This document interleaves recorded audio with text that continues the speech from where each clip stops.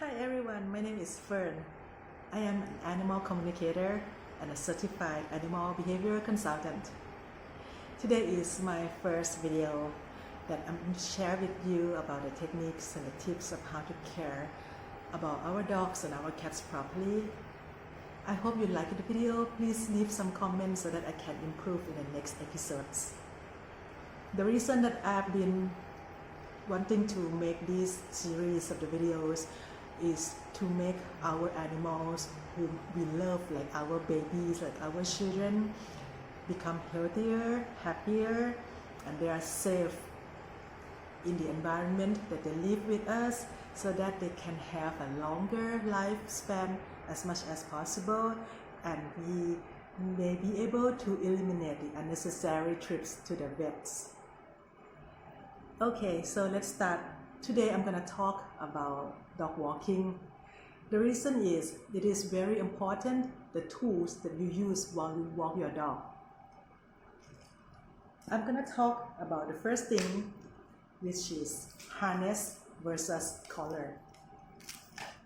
I have in my hand here, this is a traditional kind of collar that we use. And these are the chest harness.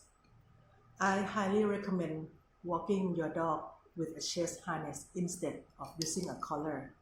The reason is when you pull your dog while walking, you attach the leash here, and then you pull your dog from the neck. The neck bone are very fragile and sensitive, and they are a lot weaker compared to other parts of the body.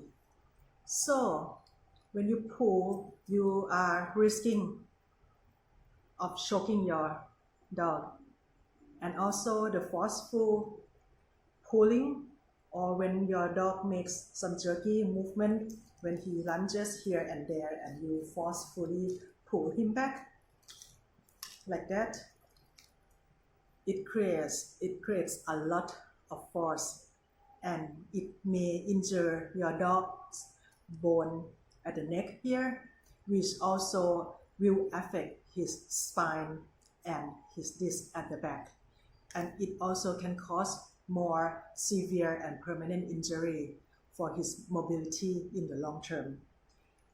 That's why it's very dangerous to pull your dog while he's wearing a collar, and you can simply just choke him or her. That's why I highly recommend using a chest harness instead. With a chest harness, when you wear for your dog, you snap close like this, and after you attach the leash here, you are going to, where's the leash? You are going to pull your dog from the chest up like this. When your dog makes some movement that you don't want him or her to go out of the way, go at the direction that you don't want, you pull like this from his bone at the chest, which are a lot stronger compared to the neck bone.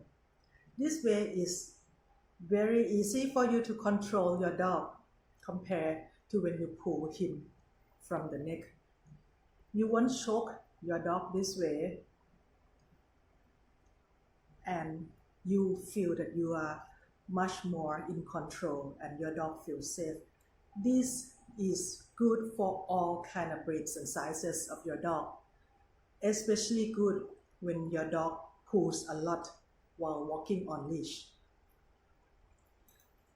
That's why I always recommend all my clients and everyone that I meet to change from a collar. I even talk to strangers when I meet them at grocery stores while they are going to buy a collar, to change to harness instead. However, the collar, if you wear for your dog for the purpose of putting their the name tag ID, that's fine. Your dog can be wearing both collar and harness at the same time, but collar is not for the purpose of the leash to be attached to it and for walking. When you walk, you attach the leash to the chest collar. The brand that's my most favorite, and I don't earn any commission from them, is this brand called American River. They have very nice designs, come in so many patterns and colors for both female and male dogs, and you can choose from. And the important thing about this brand is that they made it and they tested it the way that the harness is super strong. It can sustain a lot of weight, so many times more than your dog's body weight. That's why it's safe and it's secure when you walk, and when your dog tries to pull away from you, it won't break easily. However, you have to check that the condition of the harness you're using is still in a good condition, the Velcro still works well, or the stitches and everything are still intact in good condition. So there are other types of the chest harness that you may see on the market. This type of chest harness I don't really recommend because it is a little hard to put on, and sometimes you get confused which part goes where, and your dog may not stay that long, or he may not be that patient for you to put all these hook and loop around him. So I don't really like this kind of harness. There's another kind of chest harness that it comes easy, so you can just put your dog's arms through these holes and then you pull it to make it tight. These are more for smaller pups that you have. Also, it's easy. The first one that I was saying is called a step-in or step-on harness. Sorry, step-on. So they put the legs in here and you just snap close the Velcro. Close the buckle and attach the leash. My dogs here, they're gonna be models for us afterwards. So to recap, chest harness is a lot safer than collar. When you pull your dog, you won't accidentally injure him or her by choking the neck, the throat, and also you won't be breaking his neck bone, which are fragile and sensitive, and you are not gonna cause permanent severe accident and damage to his spine, his back, and his overall mobility in the future. Next, we're talking about the leash to go with the harness. There are several types of leashes out there. This type is quite popular. It's called retractable leash. I don't recommend this because of a few reasons. The hook is not thick and not durable or sturdy enough. Even though you get a bigger size of this, the hook seems to come quite weak. The most important thing, which is a problem of this retractable leash, is this kind of ribbon type, or some brands it comes with a small cord, black color. It can cause you some injuries while you are walking your dog. If, for example, if your dog starts pulling and he goes around you, the leash will wrap up, will tie around your leg with the force and with the material, especially those small cord. It may cut your arm and your leg during those movements. Another thing that I don't like about this kind of leash is that it's controlled by this little button here to retract or to lock, close it. These buttons are very easy to get faulty. It got faulty sometimes while I was testing it. So in short, you won't be in a good control of your dog if you use this kind of leash. Another type of leash that I've seen people using to walk their dogs outside in the public area, which is actually a no-no, is this training leash. Training leash comes in so many lengths. This one is 15 feet. It has 18 feet or 20 feet as well. As the name goes, training leash is for training. So it is only good to put on your pup or your dog on your own backyard when you train them, or at a training school with a trainer. It's not for you to walk your dog on a public road, on a sidewalk, where there are traffic, where there are other people walking by. The reason is because it's too long. It's just simply too long. You will lose the control of your dog easily. If anything happens that needs you to immediately pull your dog closer to you, it's too long that you won't have enough time to shorten the leash. Your dog will go here and there with this 15-foot leash, and you won't be able to pull him in properly in time. So it's too far. That's why it's too dangerous. The leash that I like the most is this type.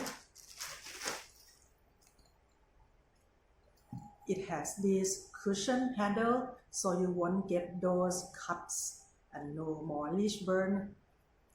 Get the type that is very heavily woven like this.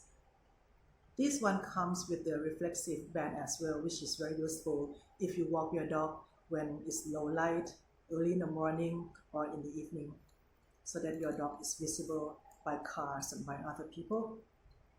Make sure that you get the hook that is very thick and sturdy. The hook is very important because if the hook breaks, your dog will run loose and you may not be able to catch him. So always test that the hook still works well and strong enough. Get the proper size of the hook and the leash for the size and the weight of your dog. If your dog is a strong puller while walking, you may consider getting one size bigger than him, but make sure that it's not too heavy, because when it's attached at the back of the harness, when the hook and the whole thing is too heavy, it weighs down on your dog's body as well. The length that I recommend is no longer than 6 feet. Why? Because if it's longer than 6 feet, it's gonna have the same problem as the training leash earlier. 6 feet or shorter, maybe about 4 to 5 feet is the best length that you are able to control your dog properly while walking outside, and also your dog has enough freedom with this kind of distance for him to walk and sniff around without being too much restrained. Invest in a good leash and a piece of good harness, so you don't have to change it more often when it breaks or it can't be used anymore. And the most important thing of this investment is safety of your dog while walking. You and your dog will walk without having to worry that any of these will break and it may cause injury or your dog may not be safe. There are a lot of traffic out there, a lot of people, vehicles, forest, and anywhere that you walk, we have to keep safe on the leash. So that's pretty much it for today. Before we go, I'm gonna bring my babies here to demonstrate the harness and the leash for you. 1 second, sweetheart. Angel, would you like to come on TV? Yes, sir. Good.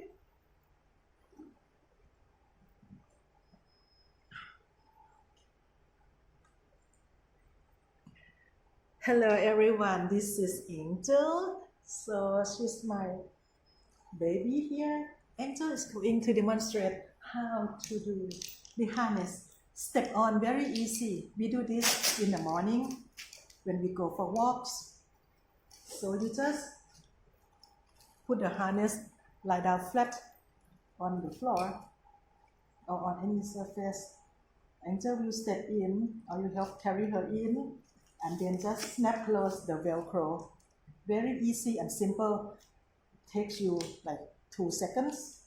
And then after that, attach the proper leash as we were talking earlier. Make sure that it goes to 2 hooks and secure. Check everything, adjust the harness so that it fits your dog properly, not too tight, not too loose. And here we go, Angel is ready to go for walks. And now my little boy here, Ace, he would like to be on TV as well.